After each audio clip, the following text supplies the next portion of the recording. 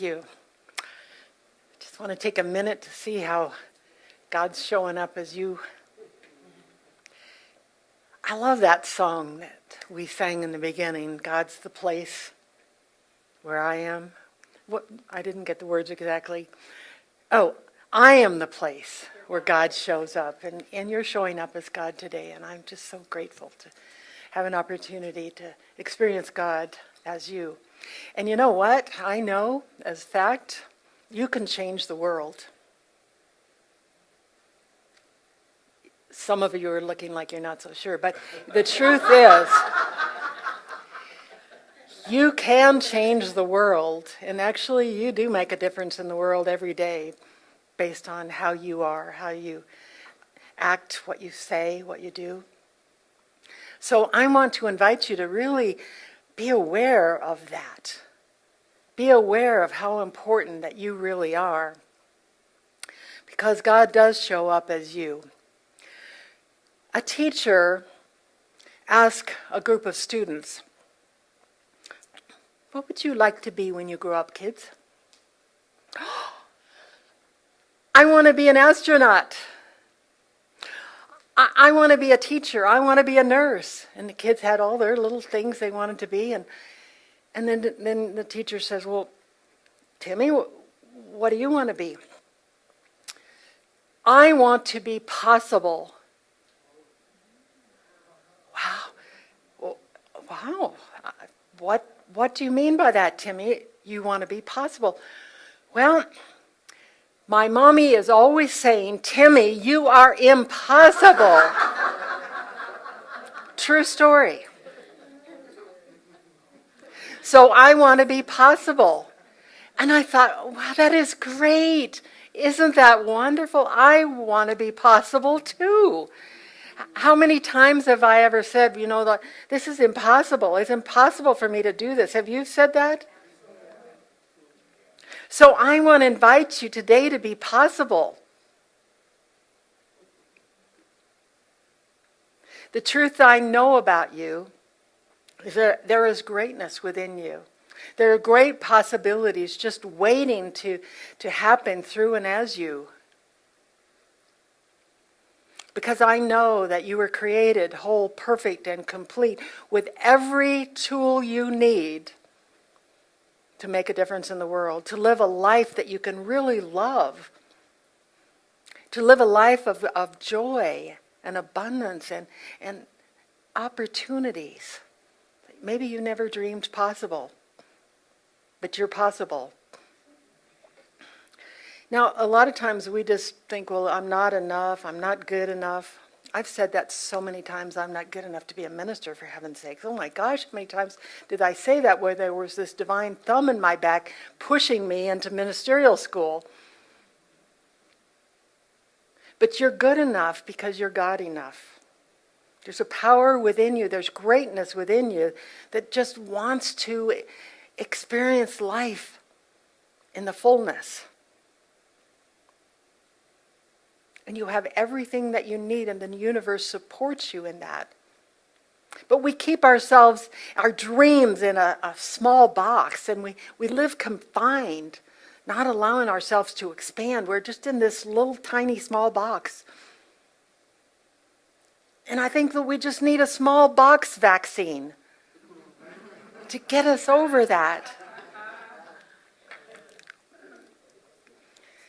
If you're willing to be possible, if you believe it's possible for you to be possible and to live your greatness, will you please say, "And so it is"? And so it is. And so I am. And so I am. Great, thank you. Now, greatness doesn't mean that you have to be a celebrity or you have to be rich or you have to be drop-dead gorgeous, for heaven's sakes. It means that you totally connect with your source and you allow that power within you to express itself fully so that you can live your purpose, so you can live a life of joy and meaning, a life you can really love. And when you are authentically you change the world. It's a ripple effect, because everybody who comes in contact with you is affected by you, because you are uniquely you. There's nobody like you. In the whole world, there is absolutely nobody like you. Even identical twins are not exactly the same. They have different fingerprints. Bet you didn't know that. You were created of the image and likeness of God. Now, that doesn't mean you all have graying hair or you're 5'7", but it means the likeness of God, the qualities, all the love, the wisdom, the power, the courage, the joy of God is within you. It's part of the greatness that you are. It means that you have the power to make a difference in the world when you allow that God essence to express through you. Now, changing the world doesn't mean you have to be the one to find a cure for cancer, or you have to figure out a way to keep mosquitoes from biting, or you have to run for Congress so you can straighten out the mess in Washington. That's not what it means. It means just being you one day at a time. For I know the plans I have for you, declared the Lord in the book of Jeremiah. For I know the plans I have for you. That's a scary declaration. I remember when I was 16 and I was exploring spirituality and my connection with God, and I wanted to make a commitment to some kind of spiritual service, but I thought, what does God have in mind for me? And at that time, that was back in the Dark Ages, but back in that time, ministers weren't women. The only thing a woman could do was be a missionary, and I was afraid God was going to send me to Africa. And I was so scared because there's cannibals there, and there's wild animals, and there's insects. Oh, God, please don't send me to Africa, I would say. And then I forgot about it for a number of years, and eventually God says, well, check out Holmes Institute and take these classes. And I said, well, we're in agreement here. I'm not going to be a minister, right? I'm just taking these classes. But somehow God had this plan for me, and here I am. God has a plan for you. It's uniquely tailored to exactly who you are, with your qualities and your talents and all of who you are. And the universe supports you in living your greatness. But when we read the entire passage in Jeremiah, it's a little more comforting. It says, for I know the plans I have for you, declares the Lord. Plans to prosper you and not harm you. I will give you hope and a good future. I like that part. Prosperity, hope, good future. That's the plan God has for me. That's the plan God has for you. That's how you can enjoy the greatness of God that is a part of you. Prosperity, a good future. We can trust Spirit within us. God has plans for the greatness that you are, and I like those plans. So let's fully experience it. Let's make a decision today to open up to that.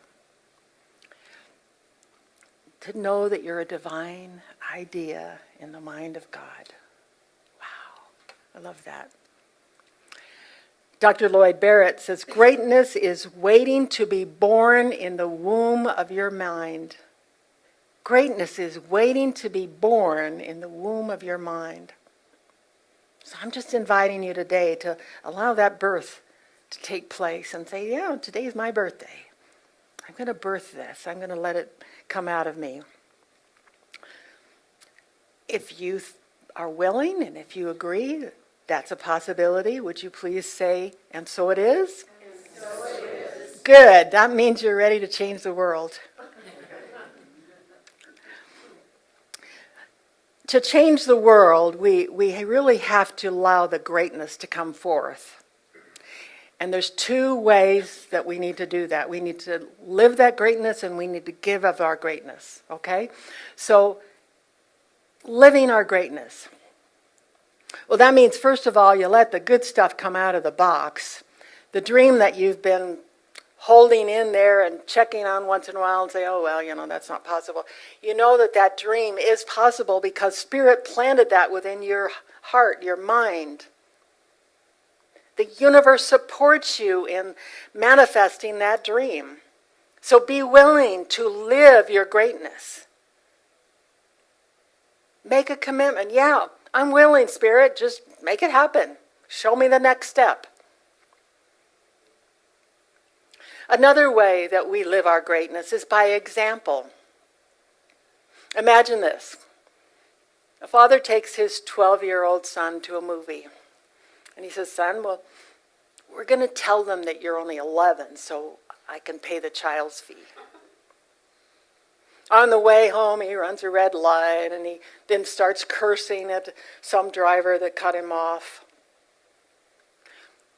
A couple years later, the son happens to overhear mom and dad talking. They're talking about how, well, they're not going to declare all the income on their tax return. And they're going to kind of beef up some of the expenses and, save money on their income tax. Son graduates from high school and goes to college. One day, he gets expelled from college for cheating on an exam. And Dad says, well, how could you let that happen? How could you cheat on an exam? What did he learn from example? The example that we set changes the world because it changes how our children are. It changes how our co-workers act. We need to model values that are important to us. We say that Jesus was a great example, not the great exception. Jesus, one of the examples he set was love. We express our greatness through love. Jesus said, love one another as I have loved you. Do you think he was talking to people and he said, well, actually, here's what I mean by that. You love everybody, but the Muslims, not those lesbians, and definitely not the Democrats. I mean, Jesus didn't stutter. Jesus said, love one another. There weren't any exceptions.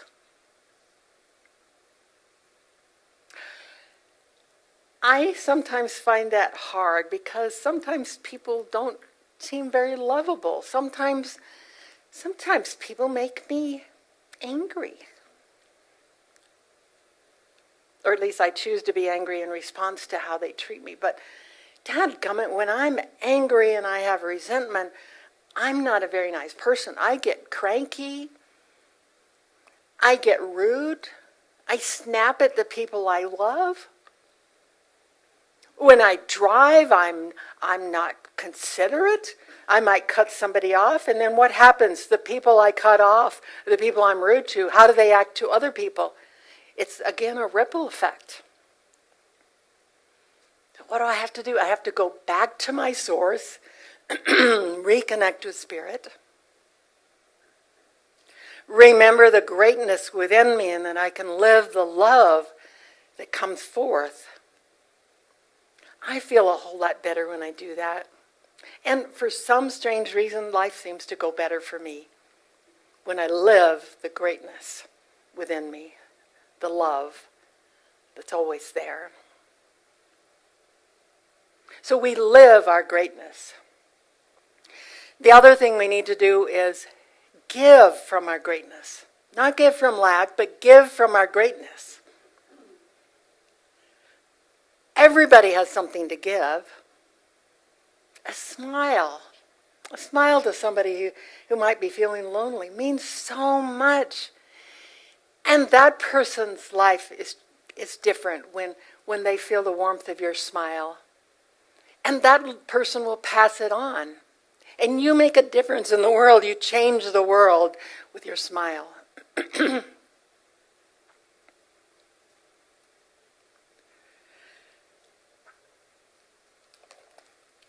We give of our greatness through kindness.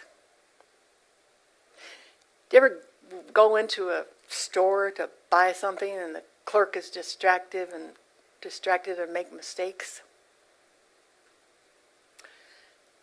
And it's easy to get grumpy and snap at them, but what if in our kindness we thought, well, maybe that person's having a tough day, or maybe they're just new on the job, and what if we responded in a kind way and we're patient? What if we chose to make a phone call to somebody we knew had a lost a job, or had a death in the family, or a broken relationship? Just took time to allow the voice of God to speak through us, to say, I care. What if we allowed the greatness within us to come forth in kindness?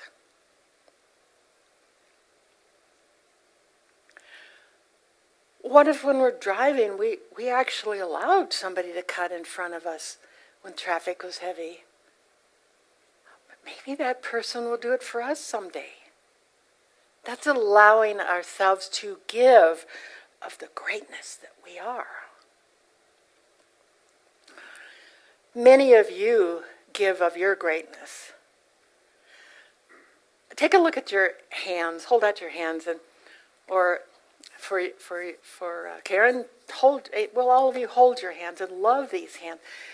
These are the hands of God. See, God doesn't have a physical body. God uses your hands. Some of you have brought food today. You've baked or you've cooked or something.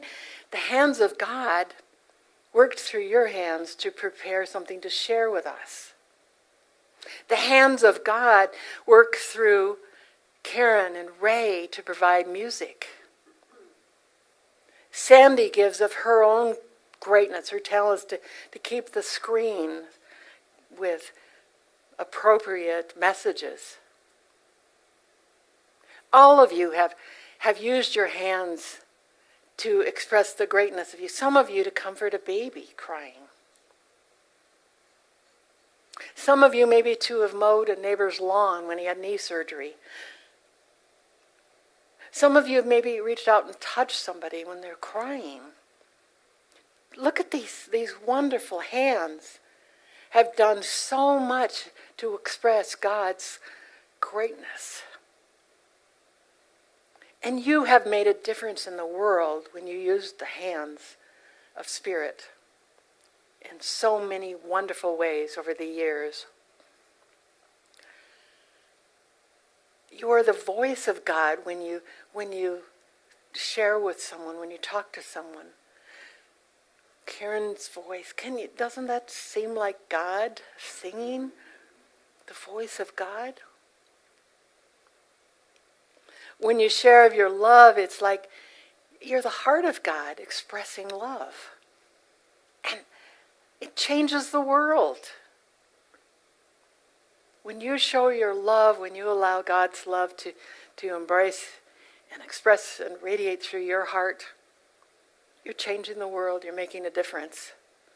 That's how important you are. When you give of your greatness in the form of financial, oh boy, you don't like to talk about that one, do you? Not too much, but think about sometimes you give of your material things to the food bank. Now, I used to go, when there was a food drive, I used to go through my cupboard and take out everything I didn't want, didn't like. I hate those beans. I'll give those to the food bank. That used to be my consciousness. But I found it's a whole lot more fun when I go to Costco to buy a case of macaroni. It doesn't cost that much, but to take a whole case of macaroni to the food bank, what's it, about $10? I don't know what it was. It didn't even seem to faze my credit card when I paid for it with all my other groceries, but to take a whole case of macaroni, that made me feel so good. It was like I was giving out of the greatness of my abundance. I loved it. It was a whole lot better than giving those old beans I didn't like. I started going to Mile High Church in 1975, and if I felt I could afford it, I would put $1 in the plate. I'm sure my dollar was blessed and it was of value, but that was my consciousness then. But I gave it out of duty. That didn't go so well. But eventually, as I started studying these powerful principles, I learned about tithing and how much fun that is. It sounds like duty, but no, you don't want it to be duty. When I learned about the power of tithing and I started giving 10% of my income, I was amazed at how much fun it was, and my income went up by leaps and bounds. I was making far more money than I ever thought I would. And it was joyful. I just wrote that check at the beginning of the month, and for some reason, everything else worked out the rest of the month. Everything got paid for. Now, you probably think I'm going to tell you should start giving 10%. I'm not. But here's a suggestion. 2 things. First of all, give back to your source. If you see this center as your source, give back to that. If you're finding one of the evangelists on the church, on the television is a source to you and providing you with spiritual help, give to that too.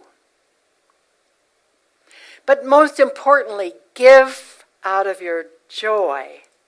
Give only what you would love to give. How would you like to support this center? No special amount? What would you love to give? What would you love to give? What would feel good to you? Give that. Nothing more, nothing less. Give what you would love to give. When you give out of your joy, you always have enough. You're giving out of the greatness that God provides in your life, not out of lack. Don't ever give out of duty or lack. Give only out of joy, what feels good. And you will always, always have enough, and that will help you to experience more of the greatness of the abundance of the kingdom of God. So you get to decide how you're going to be in the world. Are you going to live from greatness? You're going to live from negativity. You're going to live the same old, boring life? Or are you going to say, hey, I'm ready to open up to that something, that power, that magnificence of God that wants to emerge through me now? Something longs to emerge through you today. Something that magnificent longs to emerge through you. It's the greatness of God that is who you really are. Wants to be, wants to express, wants you to say, yes, okay, I want to live the greatness that I was created to be.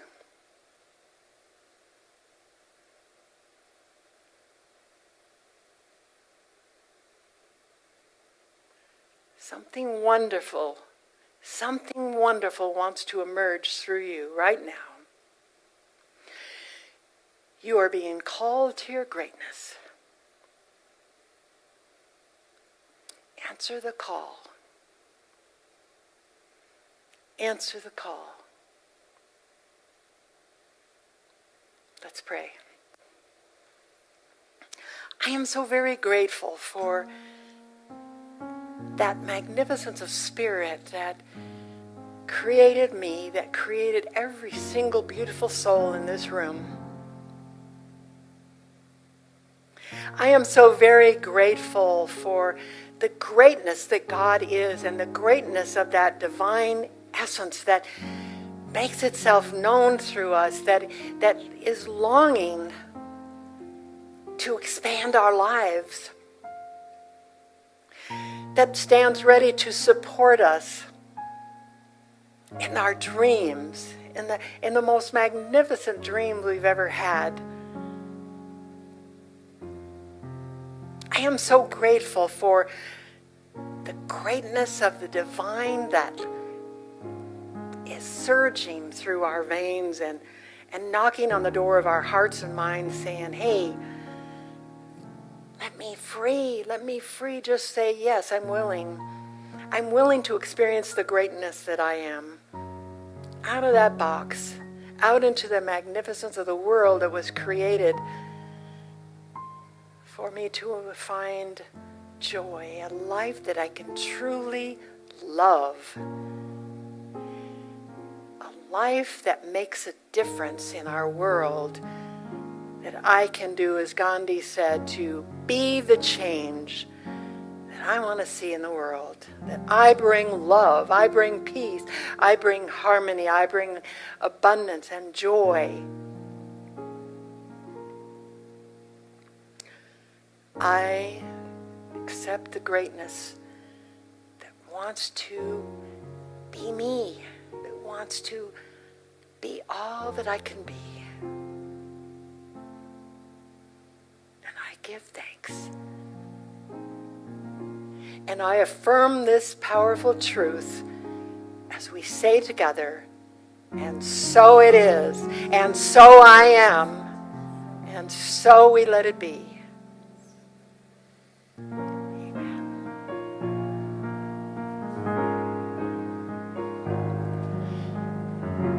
Karen's going to lead us in singing, You Are a Blessing to the World. Please take these words into your heart.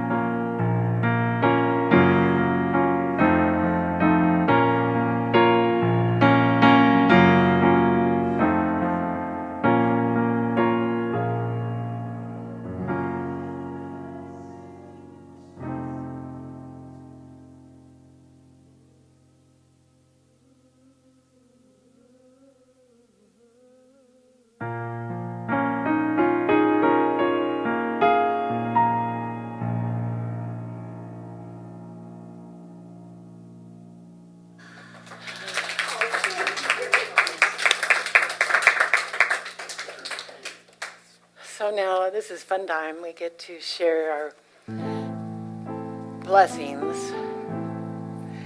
We get to share of the greatness of our abundance. So give what you would love.